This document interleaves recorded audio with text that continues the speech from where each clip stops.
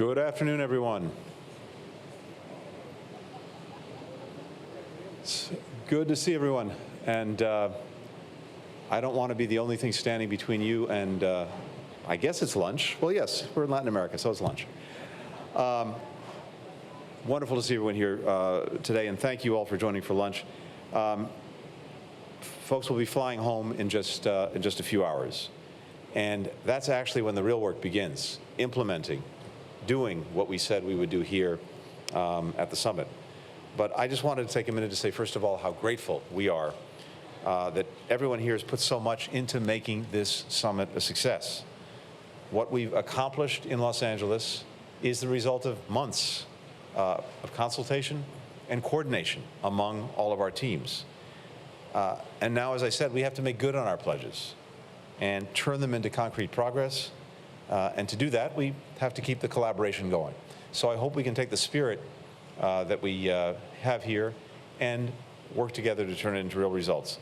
I wanted to say a few words about the Joint Summit Working Group organizations, because you will play a key role in making this happen.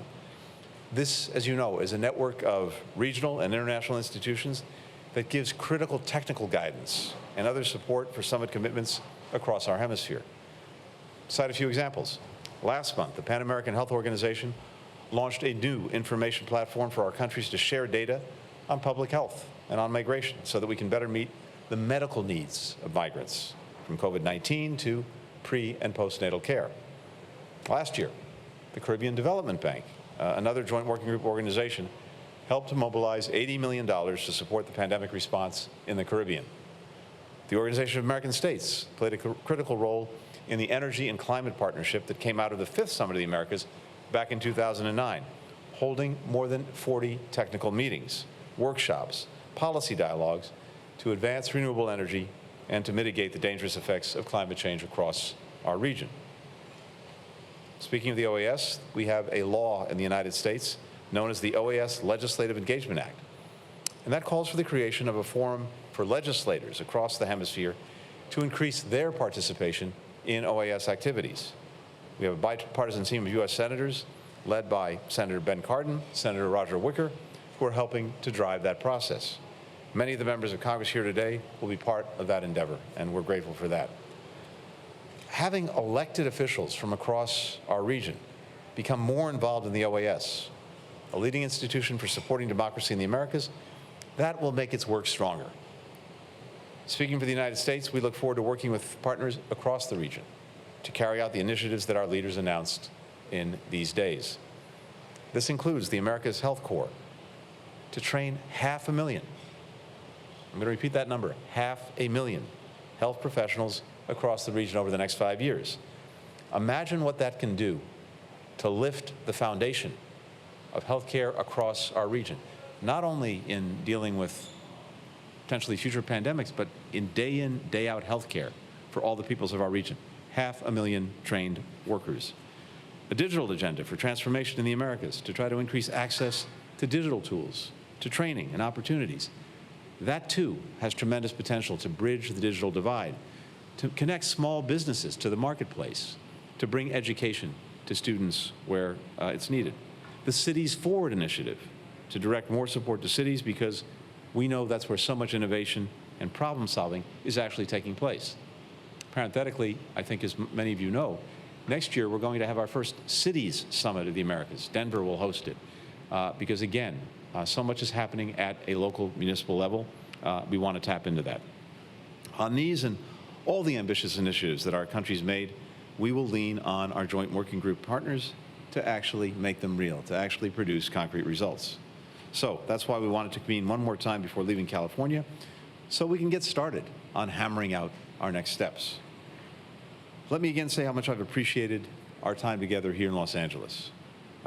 It has been inspiring, it's been energizing, and I think seeing representatives come together from across the region, not just from government, as important as that is, but from civil society, from the private sector, young people, international organizations, all driven by a fundamental desire to deliver results that'll make a real difference in the lives of our people, to actually be responsive to what our citizens demand, what they're looking for.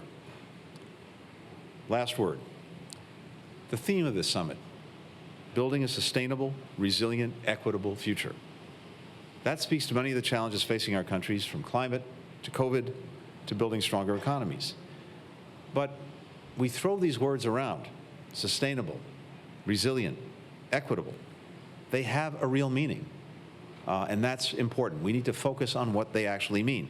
So, we seek a sustainable future through long-term investments, not just expensive short-term fixes, on energy, on economic development, and so much else, so that we have a real and durable foundation for progress that can pay off not just in the next months, but over many years and over many decades.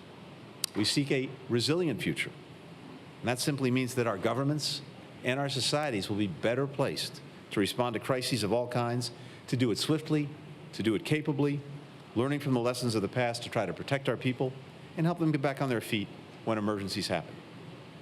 And we seek an equitable future. And that simply means that everyone, no matter where they live, no matter who they are, have access to economic, social, educational opportunities and are treated with equal respect and dignity. That is the meaning of those words, and now our challenge is to make them real, to make them concrete, to make genuine progress. It's a shared vision for the hemisphere that we share. And as President Biden said on Wednesday, there has never been a greater need for cooperation, for common purpose, and yes, for transformative ideas. Here in Los Angeles, we've actually deepened that cooperation. We've affirmed a common purpose, and we're embracing transformative ideas, which we now have to turn into lasting progress. That's what the partnerships represented in this room are charged with now. And as we think about leaving Los Angeles, I can say that we've come together for 3 days. I'm looking forward to the next 362 days. And then the 365 days after that, and after that, when we demonstrate that what we did here is going to bring real positive change in the lives of our people. Thank you all so much for being here. Let's carry on the work. Thank you.